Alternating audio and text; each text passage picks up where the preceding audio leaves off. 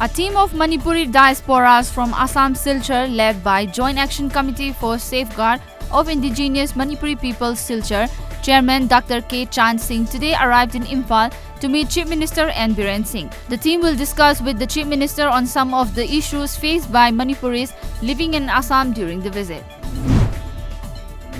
The NSCN-IM reiterated that the recognition of the Naga national flag and constitution represent their national identity, and it is absolutely a matter of Naga's right for an honorable political solution.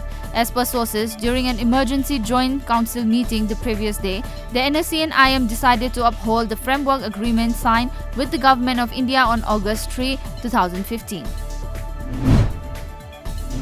The Tripura State Unit of Jamiat Ulema-e-Hind on Thursday said Citizenship Amendment Act (CAA), National Population Register (NPR) and National Register of Citizens (NRC) are tearing up the secular fabric of India. According to reports criticizing the CAA, NPR and NRC as Kala Kanun or Black Law, the organization's leaders said its members would show pepper during the forthcoming NPR exercise.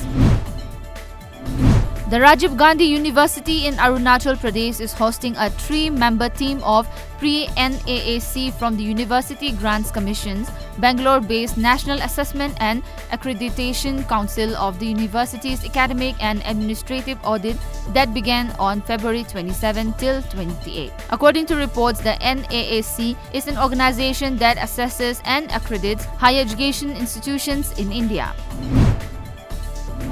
Mizoram Home Minister Lal Chimliana strongly condemned and expressed regret of the mob attack at West Lungdar village in West Mizoram's Mamit district. In the incident, 3 people were allegedly brutally assaulted by a mob, mistaking them for child abductors. The death toll from the violence that rocked Northeast Delhi touched 38. While 34 deaths were reported from GTV Hospital, 3 were reported from Lok Nayak Hospital and 1 at Jagpravesh Chandra Hospital. 15 postmortems have been performed by hospitals so far.